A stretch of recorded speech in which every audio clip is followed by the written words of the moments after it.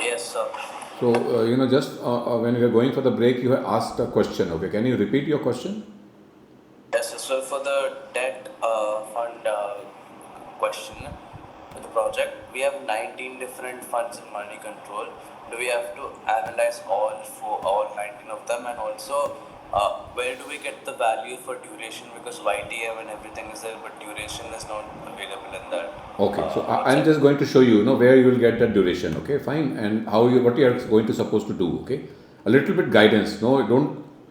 You can do your own way you are doing, so no problem. I'm just giving you guidance. Okay, it's not mandatory to follow my guidance. Okay, fine. So, so when you go to the this site, you can go through this site. Okay, moneycontrol.com, and where you will get all this this thing. So I'm just pasting it on the WhatsApp group if some students want to still go and they don't have the site address. So I'm just putting it on the WhatsApp this thing, so you can just log on to this site. Okay, so where you will get the all the duration funds. Okay, fine. So once you are here basically, and I have chosen debt funds, so you will have all these categories. Nilesh, you're talking about how many categories are there? 18. About 19. 19 category. Okay. Now what you have to do is basically go to each category and find out according to you which is the best. Now the best can be according to the the crisil rating, or according to the return, or according to whatever criteria you choose, and say that low duration funds, this is the this is the total overall because you have to just simply download that excel sheet. Okay, because you have a download here. Okay, just download, and for each of the category download all and keep it in an excel sheet, and pick up one fund out of each. Okay, which according to you is the best and where you should put your money in. Okay, and give a logic for that. Okay, and just talk about what is the average return you're getting under each category, and how much is the return this scheme is offering to you. Okay, fine, based on the the criterias like duration, or on the basis of YTM, or on the basis of whatever the criteria. Okay, if you want to hold the fund for a till maturity, then the YTM criteria becomes more important. But otherwise the current return, which is either a high or low, becomes your area of interest. Suppose you would have chosen this, bought this fund, you would have got that much of a return. So it is basically your own way of looking at, if you are long term investors and you're going to buy and stay put with a bond fund, then the maximum return which you're getting will be the YTM return, and not the return which is currently the fund is offering you. Okay, for the last 1 year or whatever period.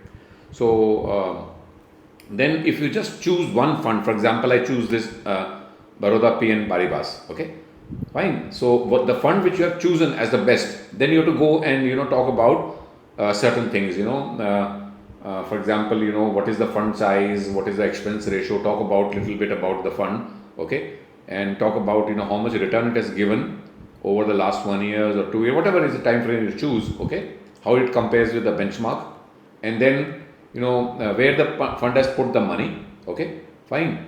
And like for example this is basically the risk ratios. Okay, then you can find basically the duration from this portfolio. Okay, so you look at this, modified duration is 0.85. Okay, yield to maturity is 7.6. So modified duration tells you basically, if suppose there is a it's 0.58 years, which means that 1% change in the interest scenario will impact 0.85. Okay, so this one is all in line with kind of this thing. Like if you choose a very high duration fund. Okay, for example, if you choose a high duration fund, let me just go to this place and choose a a long duration fund, for example. So this is less riskier. If the duration is smaller, that means it is less sensitive to the interest rate. But if the duration is long, then you will get a very high duration. Okay, fine. So either you can gain or lose money. In case that the interest rate goes up, the bond value will go down and you're going to lose money. Okay, so or vice versa, the interest rate goes up, goes down, then the bond values will go up and you will make a huge money. Okay, for example, ICDR is a prudential long term fund. Okay, so if you choose this category, then you can look at what is the the portfolio. So you'll find the modified duration is 6.72. Okay, so here the fund is very risky because 1% change in interest rate, the fund value will change by about close to about 6.72 percentage, isn't it? So if there is a drop of 1%, because as we believe that this time is there, the interest rate will come down. If the interest rate comes down by 1%, it will give you 6.72% return apart from the coupon. Okay, so if the coupon is close to about 7%, so you will get 13 to 14% return in your portfolio if you buy now. Okay, in the next 1 year you expect the return will be close to about 13. So if you have a short term criteria that you are going to buy now because you foresee the interest rates are going to fall, so you are talking about 13 to 14% kind of a return you are looking in this time frame. Okay, have you got it? Suppose you invest in this fund, you are going to get this is equivalent to almost like yield, okay, like coupon rate. I mean, of course coupon rate will be slightly different, but this is giving you 7% return on the coupon. Okay, then 1% change can bring, on a downside can bring you 6.72% additional return. If the interest rate falls, then of course you are going to get just 0.2% return. Okay, because then this return 6.27 will be a negative and this will be positive, so your return is going to fall. So these are risky funds. Okay, like suppose if you check here, okay, so this fund has given almost like 11.94% return because in the last 1 year the interest rates have fallen. Okay, so the benchmark has given 11 and this has get close to about 12%. So this is only possible when the interest rates are coming down, okay, and not in the normal case. So this fund will be riskier, okay, in that respect. So this is what all you have to do basically. Do your analysis, calculate what kind of returns you are getting under each category and under what conditions you are going to buy, which are more riskier funds, which are less riskier funds. So obviously low duration, ultra low duration liquid funds will be less sensitive to the interest rates. Okay, they will have always a low modified duration, and the funds which are having a high riskier, so they will have always a higher modified duration. So you have to just talk about that in your project. So that's all basically. Is it clear? Yes, sir. Thank you, sir. So once you start doing it, so you'll find the way what you have to suppose. You can just watch my video also, which I've shared earlier. So I'll again reshare from my YouTube channel. So I'll just share that.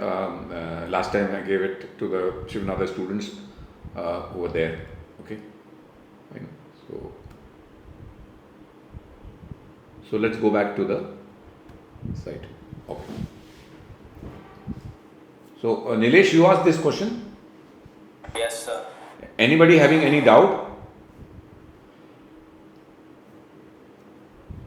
Okay, so we will start with our further about the merchant banking. So let me just open the slide. So we were here. So who is going to read now? How many students are present, Balaji?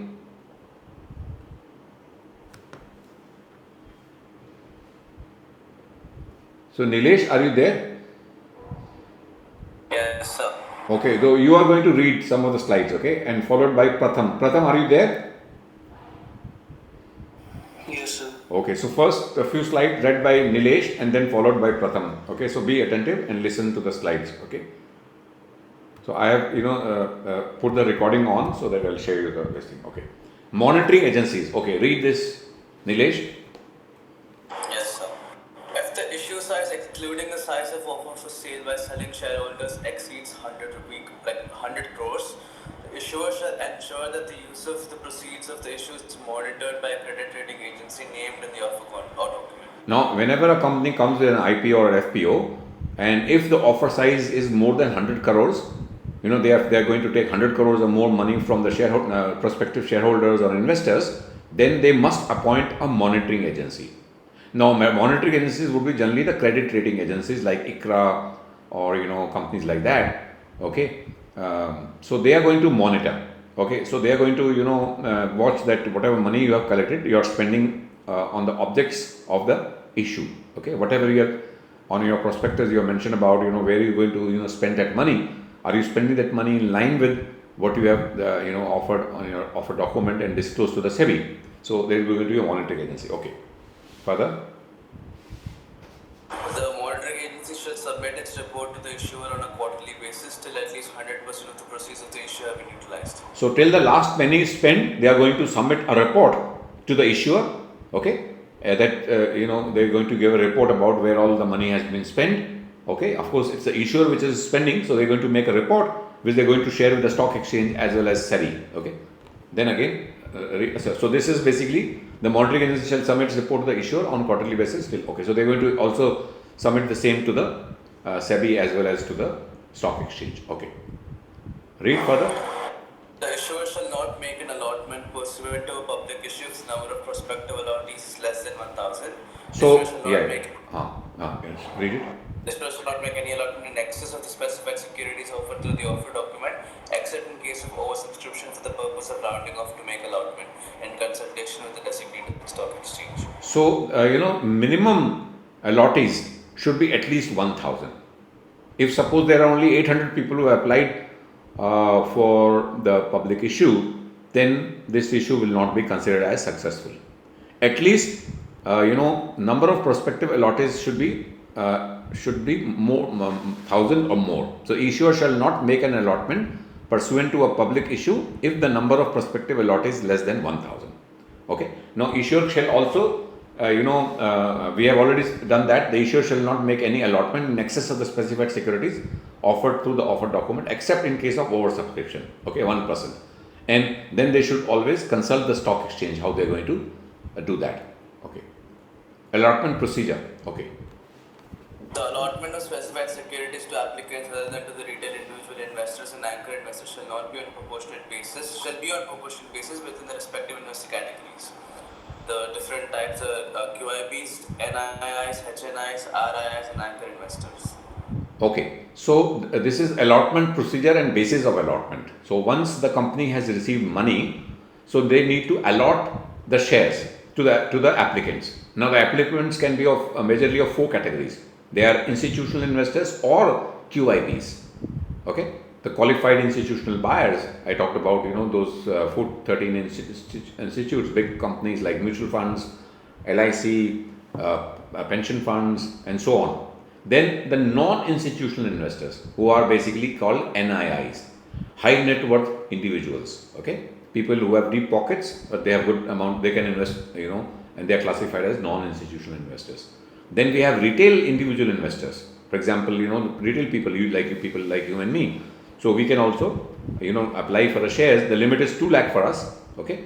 The anchor investors. Okay. So these are the 4 kind of a category. So we can talk about, the anchor investors, which we have already covered, but I'm just going to show you who is an anchor investor. Just read this, Nilesh. Anchor investors also referred to as cornerstone investors in some global markets, and institutional investors were allotted shares a day before the IPO opens.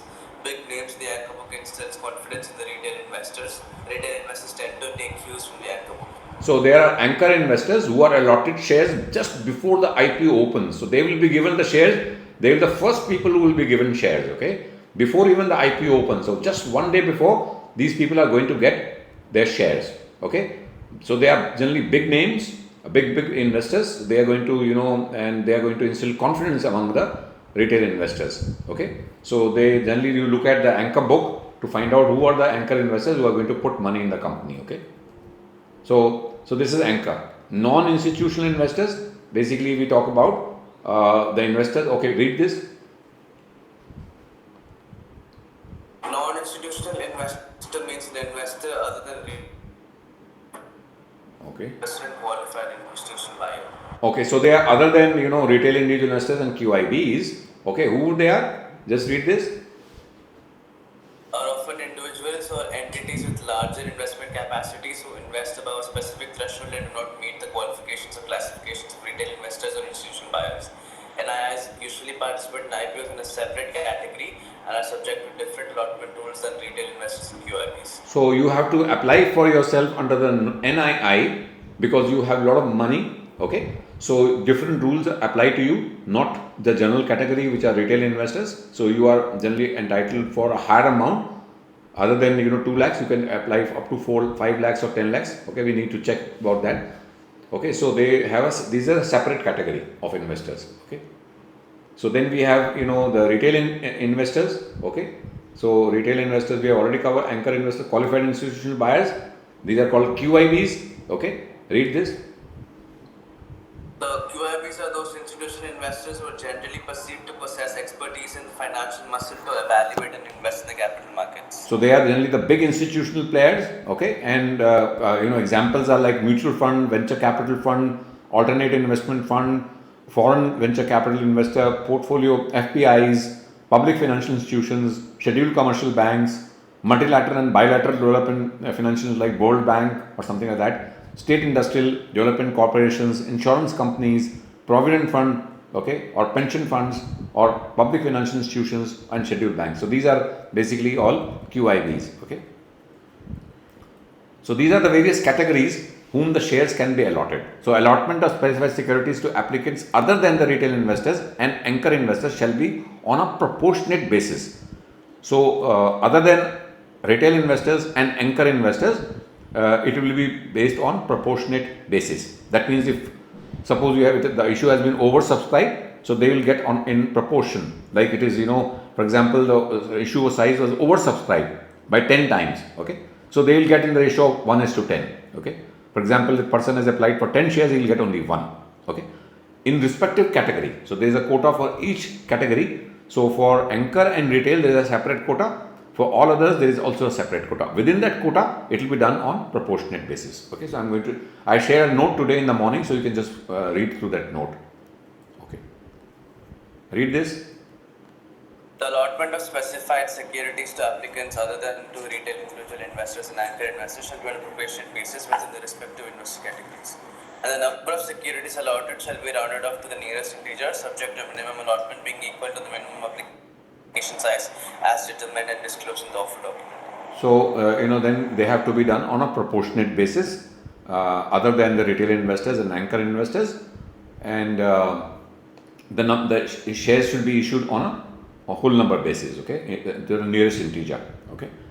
Okay, now Pratham, can you read?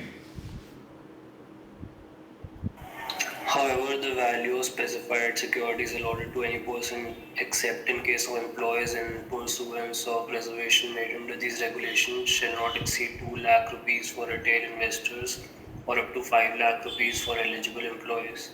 So for retail investors, the limit is 2 lakh rupees. For employees, the limit is 5 lakhs. So if you are basically a retail investor and if you have applied for shares, maximum shares can be given to you up to 2 lakhs. But if you are an employee of the company, then the shares can go up to 5 lakhs. Okay. The allotment of specified securities to each retail individual investor shall not be less than the minimum bid lot, subject to the availability of shares in retail individual investor category, and the remaining available shares, if any, should be allotted on a proportionate basis. Now, the allotment of specified securities to each retail individual investors shall not be less than the minimum bid lot. So that means whatever the lot size you have announced, suppose the lot size is 100, so each retail shareholder will get that minimum bid, okay, subject to availability of shares. Now, for example, if the shares are limited, for example, ITC, IRCTC, if you see on the right hand side, this had gone, retail part had actually, it was totally 111 times oversubscribed. If you can see the bottom, okay, the retail investors part was around close to about 14.83 times, okay. So it was very difficult for IRCTs to allot one lot at least to all the applicants, retail applicants. So it was done on a basis of lottery in retail category, and remaining available shares, if any, shall be allotted on proportionate basis. So actually, it is the word should be on lucky draw, on a lucky draw. So I am just changing it on a lucky draw.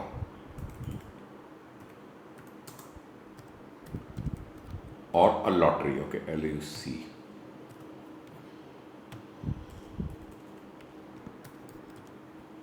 So there is a lucky draw which is taken out, and on that basis the shares will be allotted to the retail investors if the response was quite heavy. Okay, so we are going to talk about the case study now. Janardhan, can you read this? Scenario: company ABC is offering 100,000 shares in its IPO with 35% or 35,000 shares reserved for the RII category. Minimum bid lot is 100 shares. Total applications from retail investors is 500 applications, each for the minimum bid lot of 100 shares. Total demand in the retail investors category is 50,000 shares, which is 500 applications into 100 shares each. So in this case, they are offering, 10,000 shares or 1 lakh shares, 1 lakh shares, with its 35% are reserved for RI. That means the retail investor category. So 35,000 shares were reserved for retail investors, and the minimum bid lot is 100 shares. Now the total applicants, total demand was 50,000 shares. Okay. Now the company can only offer 35,000 shares, but they have received a demand of 50,000 shares of 100 each. So now, so that means there has to be how they are going to allot. So let's see.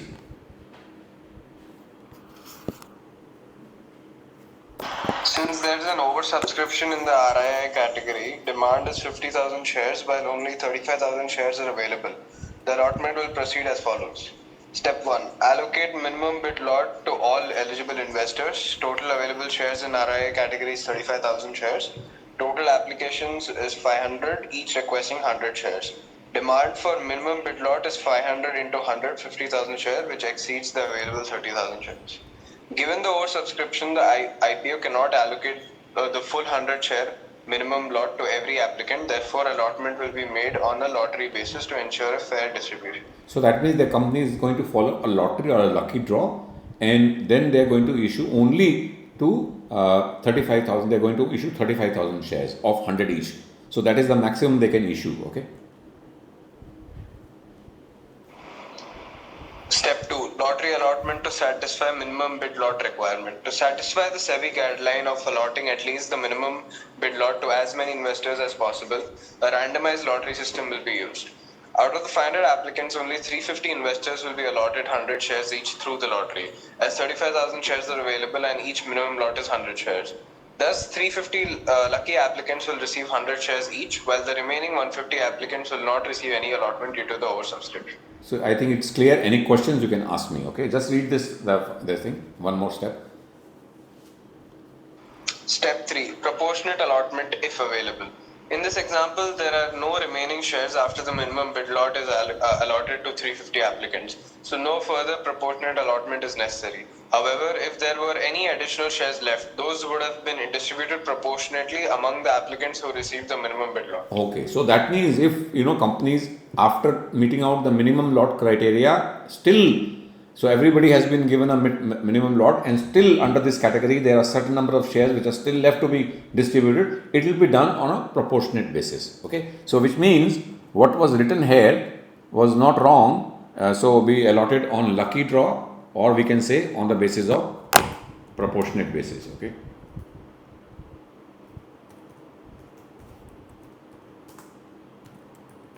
So both the bases are applicable here. Okay, fine. So it will be if the it's a overly subscribed, then lucky draw.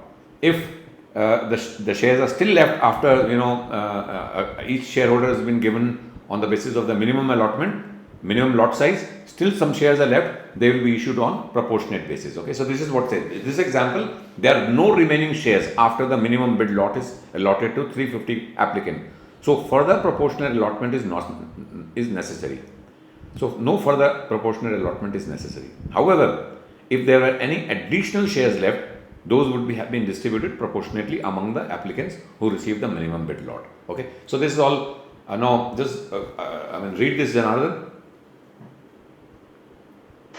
The authorized employees of the designated stock exchange, along with the lead managers and registrars to the issue, shall ensure that the basis of allotment is finalized in a fair and proper manner. So basically, it's a job of the stock exchange and the lead manager and the registrar to the issue shall ensure that the basis of allotment is finalized in a proper fair manner. Okay, just read this. The issuer and lead manager shall ensure that specified securities are allotted and or application monies are refunded or unblocked within such period as may be specified by SEBI. The lead manager shall ensure that the allotment credit of dematerialized securities, refunding or unblocking of application as may be applicable are done electronically. So everything has to be done electronically. Allotment, refund, and any payment of interest. Payment of interest will arise if the company has not done the job in a time frame set by SEBI, which we are going to learn in the next slide. So the lead manager shall ensure that allotment credit of dematerialized securities. So now everything has to be done on a demat basis. So all the shares are issued in demat form. Refunding, unblocking of the application money as applicable are all done electronically. Okay. Janardhan. When specified securities are not allotted and or application monies are not refunded or unblocked within the period stipulated above, the issuer shall undertake to pay interest at the rate of 15% per annum to the investors and within such time as disclosed in the offer document, and the lead manager shall ensure the same. So that means if you are not able to do everything in time, then you have to pay 15% per annum as a interest to the prospective shareholders. Okay. Further.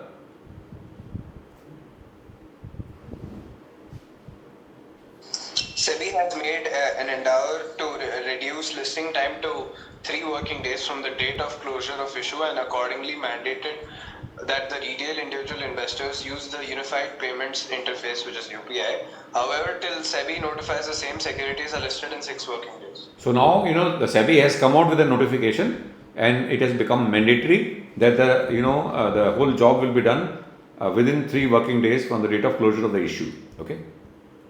So this is SEBI circular which talks about that. Just read this circular. SEBI curriculum. SEBI has officially reduced the timeline for listing IPO shares from T plus 6 days to T plus 3 days, where T is the issuing closing date. This change was introduced in a two-phase approach as per SEBI circular in August 2023. First is the voluntary phase. Starting from September 1st, 2023, companies could choose to adopt the T plus 3 listing timeline voluntarily. Mandatory phase. Effective from December 1st, 2023, all IPOs are required to list on the third working day following the issue closure T plus 3 rather than the previous T plus 6 days. This accelerated listing timeline is intended to provide quicker access to capital for issuers and faster liquidity for investors, enhancing the overall efficiency of the IPO process. SEBI has also updated procedural requirements such as the use of Unified Payments Interface (UPI) and tighter verification timelines to support the shorter listing period. So this is basically all done to ensure that the money which has been collected by through an IPO process reaches to the issuer as early as possible, and the shareholders will get the shares in demat form, and they can always if they want to remain with the company they can, otherwise they can go and sell their shares in the stock market. So it gives them basically so the whole thing has been accelerated basically. Okay, release of subscription money. Okay, once the IPO is done, the money is collected in an escrow account. Okay, and then from this escrow account, the money moves to the company who has gone for an IPO. Read this, Janardhan.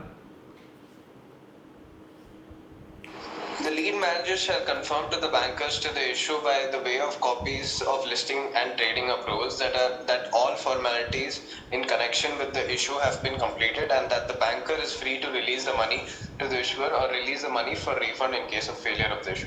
Okay, so the lead managers, the merchant bankers are going to confirm to the bankers that all the formalities have been completed, all trading formalities or listing formalities have been done with, and the money can go into the hands of the company so that they can spend the money for the objects of the business. Otherwise, the money needs to be refunded if the allotment was not run through. Okay, like Adani Enterprises recently had returned the money to all the investors because they were not able to complete the offer.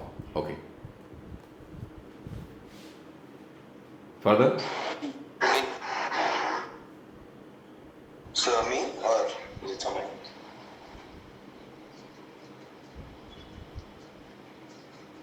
Okay, I'll ask Navya to read now. Navya, are you there? Yes, sir, I'll read. Yeah. Release of subscription money. In case the issuer fails to obtain listing or trading permission from the stock exchanges where the specified securities were to be listed, it shall refund through verifiable means the entire money received within 7 days of receipt of intimation. from stock exchanges rejecting the application for listing of specified securities. And if any such money is not repaid within 8 days after issuer becomes liable to repay it. So now, what we are studying is all, part of the IPO, FPO process. Now, all this information which we are going through under the ICDR rules is a prime knowledge. If you have all this knowledge, then it enhances your value. If you are going to handle an IPO, or you're going to be in a team who is going to, manage the IPO of a company, okay? So they look for persons who have all the knowledge about, ICDR. So this is a very prime knowledge. People, spend lakhs of rupees in collecting this information and knowledge. Okay, so it's not just procedural things where we are understanding. So this is basically a very very knowledge which most of us should have.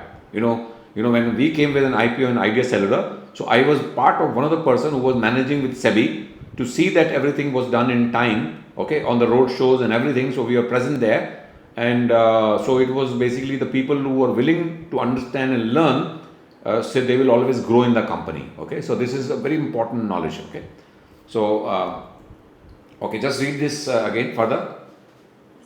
The issuer and every director of the company who is an officer in default shall, on and from the expiry of the 8th day, be the jointly and severely liable to repay that money with interest at the rate of 15% per annum. So in case if the subscription money has been released to the company, but in case if they have to give any refund or something, so it should be done within the expiry of the 8 days. If they don't do that, then all the directors along with the officers in default, personally they will be liable to pay this money to the prospective shareholders. Okay.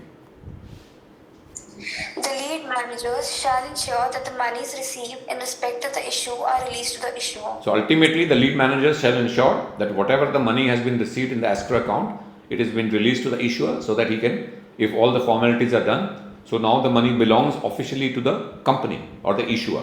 Okay. Pricing, yeah. An issuer in an IPO and FPO may determine the price of specified securities in consultation with the lead merchant banker or through the book building process. So this is the most important phase of our learning. And your take home paper, you are going to discuss about the pricing.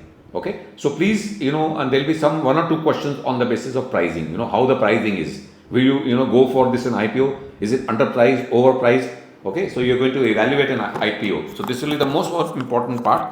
So the pricing is decided generally by the lead managers and the issuer put together. Okay, so the issuer in an IPO and FPO may determine the price of the specified securities in consultation with the lead merchant banker or through a book building process. Of course, whether it is book building or anyway, the lead managers and the companies, they decide about what will be the price or the price band. Okay. Read further. The IPO offering to the public in the primary market can be made through the fixed price method, book building method, or combination of both. So normally it is either a fixed price mechanism or a book building method. Okay. So which means the company can offer a share at a certain price. Okay. So the price is fixed. There is no price band, there is no book building mechanism, or it can be through a book building. Okay, so we are going to understand what is book building more in detail. I am going to share a slide today and we are going to talk about tomorrow morning. Okay, so either it's a book building where a price band will be given. Okay, we are going to talk about that price band very soon. Fixed price issue. In fixed price issue, the issue price is already decided by the issuer and mentioned in the offer document.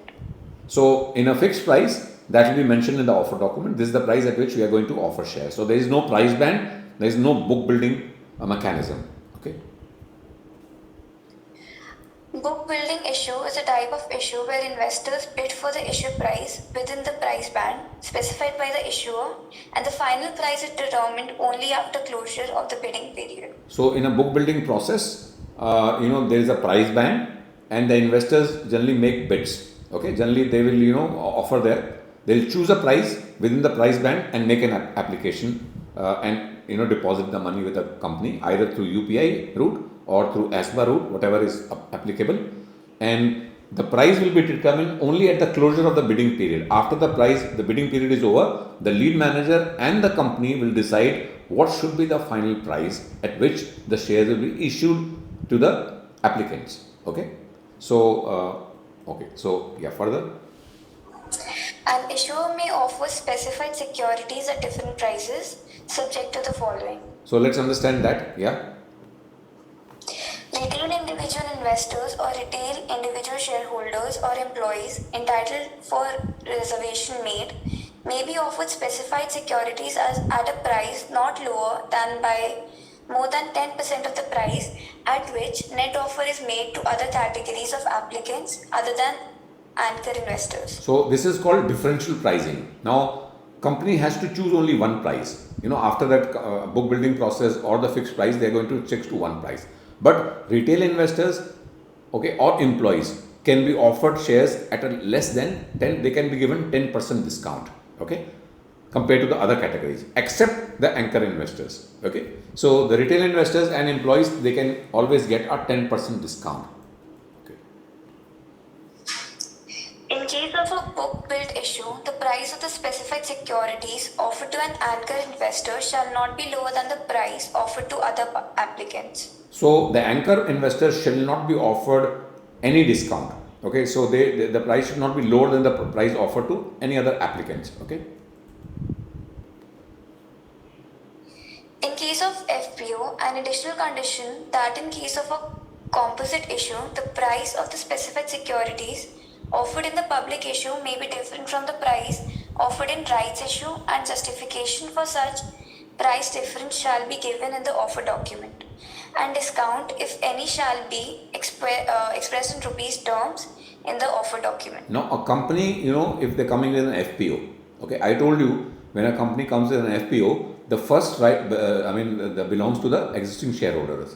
So the company can offer rights issue. Okay. Now suppose the company needs 5,000 crores, big amount. Okay, and the existing shareholders are willing to pay only 2,000 crores. So the company can go for a composite issue, 2,000 crores rights issue, 3,000 crores FPO. Okay. Now when they are allotting shares, offering shares to the existing shareholders, they can offer at a lower price compared to what they are offering to the public. So the rights issue can be issued at a lower price than the IPO price or FPO price. That means to the general public or to the other categories, they can offer at a higher price, but they can give a discount to the existing shareholders because they have a right. They can be given shares at a price little lower. So in case of an FPO, additional condition is that in case of a composite issue, the price of the specified securities offered in public issue may be different from the price offered in a rights issue, and justification for such price difference shall be given in the offer document. So if the company is offering shares at a lower price to the existing shareholders, which is a right issue, so we should give a justification for that. Okay, for the discount that they are offering. Okay, so read further. The issuer may mention a price or price band in the draft prospectus in case of a fixed price issue, and floor price or price band in the red herring prospectus in case of a book built issue, and determine the price at a later date before registering the prospectus with the registrar of companies. However, the prospectus registered with the ROC shall contain only one price or the coupon rate as the case may be. Now, initially when the companies are issuing shares at a book building mechanism, okay, so they have to mention a price band, okay, and what document they issue is called red herring prospectus because the price has yet not been finalized, okay. Then after the price has been determined through the book building mechanism, or if the company is offering a fixed price, then they have to file a prospectus with the registrar of companies giving the final price, okay. So where there will be only one price. So the final document after the issue has been fully subscribed and the price has been determined, it's called the prospectus. So the prospectus will contain only one price. Okay. Read this. This is very important. The cap on the price band and the coupon rate in case of convertible debt instruments shall be less than or equal to 120% of the floor price. So should I read the example also? Yeah. Okay, just hold on. I'll tell you the example.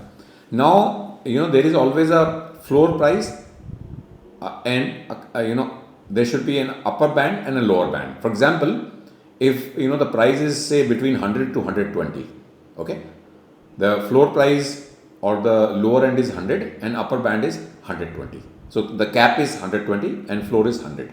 Okay, so there should be difference of maximum 20% between the floor price and the upper price. So it can't be 100 to 125. It has to be between 100 to 120, or suppose the price is 200, so it can be between 200 to 240. If the price is 300, it can be any number. Okay, so the upper band and lower band, the difference cannot be more than 20%.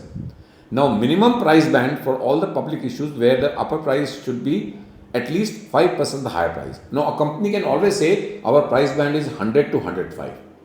They can't say 100 to 104. So the minimum upper price should be 5%. Maximum should be 20%. Okay. For example, the lower band is 100. The upper band can be minimum 105. So a company can make a very tighter, price band, say between 100 to 105. But the law says that they can go up to 100 to 120. So the band can have increased to 100 to 120. That is 20% band is possible, but there is a minimum price band also. So companies can say, okay, our price is say 100 to 105. For example, if I say the price is 200, then the upper band has to be minimum 210 and maximum 240. Okay, fine. So company can still make a public issue with 200 to 210, a 5% higher than the floor price. Okay, just read this. The price band can be revised during the bidding period, provided the maximum revision on the either side shall not exceed 20%. For example, the floor of price band can move up or down to the extent of 20% of the floor of the price band disclosed in the red herring prospectus. Okay, now this all what I have explained is through an example. Okay, just read this example. Suppose a company initially sets a price band of rupees 100 to 120 for its IPO. So the floor price will be 100 and the cap price will be 120. Permissible revision range would be the company can revise the price band by up to 20% on either the floor or the cap price. Now whenever the company comes with a issues, okay, an issue is open, so company can always revise. Now suppose they find that the response is very a lot of people are applying, okay, so they think the demand is very high, so they will revise it upwards, okay, so that they can make it to they can revise by 20%. Or if they find that the demand is not at all, people are not applying, so they can reduce the price band during the offer period, during the opening, when the IPO is open. They can always rewind, they can always revise depending upon the response of the public. They can always make it higher, they can always make it lower. If the response is not there, people are not applying, so they can reduce the price band. Or if they think the demand is very high, they can always increase and get more money. Okay, so just look at this. Yeah, 20% of the floor price would be rupees 20. So the floor price can be lowered by rupees 20 to rupees 80 or increased by 20 rupees. That will become 120 rupees. Talking about the cap price, which is 120. So 20% of 120 will be 24 rupees. Cap price can be lowered to rupees 96 or increased to rupees 144. okay, so now what will be the various kind of scenarios possible. Just read this from the top. Revision price band, the scenario. Read from the subject. Okay. Okay. Revised price brand scenarios. Using these adjustments, here are the revised price bands possible within SBI's 20% revision rule. SEBI is 20%. SEBI is 20%, right? Not SBI. SEBI's 20% revision rule. Scenario 1, increase both floor and cap. So the new floor price will be 100 plus 20, 120 rupees. New cap price would be 120 plus 24 rupees, 144. So and this is price basic. band would be This will be only when there is a huge response. Okay, a lot of people are applying. So company thinks that they have fixed a lower price, they should revise it because they'll get more money. Okay, per share. Okay. Scenario 2 would be decrease both floor and cap. So the new floor price would be rupees 80. New cap price would be rupees 96 and the revised price band would now be 80 to 96. So, yeah, tell me now, Navya, so this will be under what condition that the company will be revising it downwards? So, is the response good or bad for the IPO? The response is bad. The response is bad, people are not applying, so they think that the issue will fall through, so they are going to bring down the price of the IPO during its opening and closing time. Okay, so they are going to reduce it so that people can apply now. Okay, yeah. Scenario 3. Third scenario would be increase floor price and decrease cap price. The new floor price then would be rupees 120 and the new cap price would be 96. So the revised price band would be 120 to 96 rupees. Okay, so they can even do that. Okay. Okay. The chosen revision should be announced publicly and the bidding price may be extended by up to 3 days if any revision is made. Now, it is bidding period. So once the company has decided to revise the price band, they should extend the bidding period for another 3 days. Okay, the chosen revision should be announced publicly, and bidding period may be extended up to 3 days. So they can give 3 more days time to the public. Okay, to apply for the shares once they have revised the price band, whether upward or downward. Okay.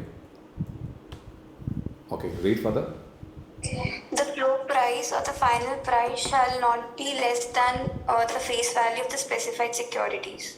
So the floor price or the final price should not less be the face value of securities. If the face value of share is 10 rupees, then the final price, the floor price cannot be 9. So companies cannot offer discount to the floor price. Okay, they can always collect a premium or collect no premium, but the face value of the shares is generally 10 rupees or 100 rupees, so it should not fall below that. Okay, the full floor price or the final price shall not be less than the face value of the specified securities. The company can issue 10 rupees share at a premium of say 100 rupees, so it will be 110, but they can't offer 10 rupees share at a 5 rupees price. Okay, fine. So they cannot offer a discount to the face value. Just read this. Whether the issuer opt not to make disclosure of the floor price or price band in the red herring prospectus, the issuer shall announce the floor price or price band at least 2 working days before the opening of the bid in case of an IPO and at least 1 working day before the opening of the bid in case of a further public offer in all the newspapers in which the pre-issue advertisement was released. Now, the price and price band need to be announced in the offer document, which is called the red herring. The company may choose not to disclose the price band in the red herring prospectus, but they should announce, at least 2 working days before the opening of the bid, okay, through a newspaper advertisement. Okay, so company is still not decided. They have come up with a red herring prospectus. They have issued to the prospectus to the people. They are coming with an IPO, but they have just kept it blank. What would be the price band or the price? Okay, so they can announce it at least 2 days before the IPO opens through the newspaper advertisement. Okay, in case of an IPO, but in case of a FPO, at least 1 working day before the opening of the bid. Fine. So okay, so we are just coming to the end now, almost, of the day. Yeah. The announcement referred above shall also contain all the relevant financial ratios computed for both the upper and lower end of the price band, and also a statement drawing attention of the investors to the section titled Basis of Issue Price of the offer document. The announcement and the relevant financial ratios shall be disclosed on the website of those stock exchanges where the securities are proposed to be listed and shall also be pre-filled in the application forms available on the websites of the stock exchanges. Now, this is the most important part, and you must understand for doing your take-home paper. Okay, so the company is going to announce certain financial ratios. Okay, and tell a lot of things on the basis of which the price has been fixed by the merchant bankers and the company, so that persons who are going to apply for the shares, they should understand, is the price reasonable? It is not overpriced. If you are applying for the shares, the price should be quite reasonable, and it should offer you a good amount a good amount of capital appreciation while you hold the shares for a long-term purpose. Okay, so the company is going to announce and declare a lot of ratios, existing ratios of the company. Okay, if the company was already doing business, and they must announce what is the kind of ratios they have. Okay, or what kind of. So let's talk about little bit and then we'll just close it. Okay, just read this. Key concepts explained. Financial ratios. Financial ratios are indicators derived from financial data that allow investors to evaluate a company's financial health and performance. These ratios are critical for IPO analysis as they provide insights into profitability, valuation, liquidity, and solvency. So basically, the company is going to declare and tell that what are the ratios they are having for the company, how the company is doing, what is their return on equity, what is their return on capital employed, at what price the company share, what price the other competitors' shares are being traded in the industry. Okay, so let's talk about it a little bit further, little bit more. Okay. For IPO pricing, some of the key ratios used include earning per share, a measure of the company's profitability on a per share basis, price to earning ratio, used to gauge the stock's valuation compared to earnings, return on equity, it indicates how efficiently the company uses shareholders' equity to generate profit, and at last, debt to equity ratio, it shows the company's financial leverage or reliance on debt. So basically, these are some of the very, very important ratios. Earning per share, that means how much company is earning per share. Okay, and how the EPS is it growing over the years, so that you know that the company is doing very good job, and the EPS will grow, so that EPS belongs to the shareholders. Okay, fine. The earning per share. Okay, so the share price is generally goes up and down based on the EPS of that company. So that will give you a very good idea whether the company has been growing or not. For the shareholders perspective. Okay, the price earning share, that ratio, that means how expensive is the share. Okay, it tells you about that, or how undervalued the share is, or how overvalued the share is. So the P ratio is going to tell you about that. Okay, return on equity. So if suppose the company is making a 15%, 20% return on equity, it's very good. So if they keep doing this, so it will be good for if you hold the shares of the company. If the company's ROE is say 5%, then you may not even apply for that share because the company is not doing well and not utilizing the shareholders' money well. Debt to equity, that means how much debt the company has taken. If the company is heavily in debt, then it is going to become very difficult for the company to service the equity. So all these ratios are very, very important before you take a decision whether you are going to buy the share of the company or not. Okay, so you are going to understand all these ratios very well, and I have given a case study here. Okay, so we'll end up here. So we'll just do the last slide. Can you read this slide, and then it will be the end of the day for the day. Okay. Basis of issue price. The basis of issue price is the rationale or justification behind setting the IPO price band. It considers the company's financial performance, industry comparisons, growth prospects, and prevailing market conditions. The price band is typically presented as an upper and lower limit, allowing investors to bid within this range. So just to explain that, the basis for issue price. So in the prospectus, they are going to mention somewhere what is the basis for the issue price, how the issue price has, on what rationale the price has been worked. So they are going to give a justification behind the setting of the price. So the lead manager, merchant banker, and the company are going to sit down and give a rationale, how they have decided the price. Okay, and the investors are going to review their decisions, and then you will find some of the big investors saying that the issue is overpriced. So this is not worth applying. Okay, so they always have a fear that they should offer something on the table to the investors if they are going to apply, if they are going to fix a price. So the price should not be overpriced. It should be a good price where the investors can apply and make money.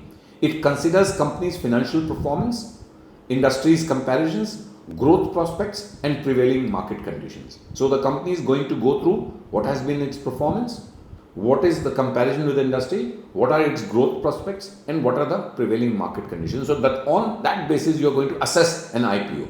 The price band is typically presented in an upper and a lower limit, allowing investors to bid within the range. So in a book building mechanism, The two limits are given, so you can make your application anywhere between the two limits. Okay, fine. So that is what they are. So this is the hypothetical case study of XYZ Digital Solutions Limited IPO. So you have to go through as a homework. Please go through this case study. Okay, from now on till tomorrow morning. Okay, so that when we do, you can understand. If you have any questions, you can ask, because this case study will become very important case study for you to actually complete your paper, take home paper. So please do not miss an opportunity to go through. So this is not a very long case study. It is basically just few pages. Okay, so this runs up to this. Fine. So this runs up to this summary. So just you have to read these pages before you come for the tomorrow morning's lecture. So tomorrow morning I am going to declare the paper to you. Okay.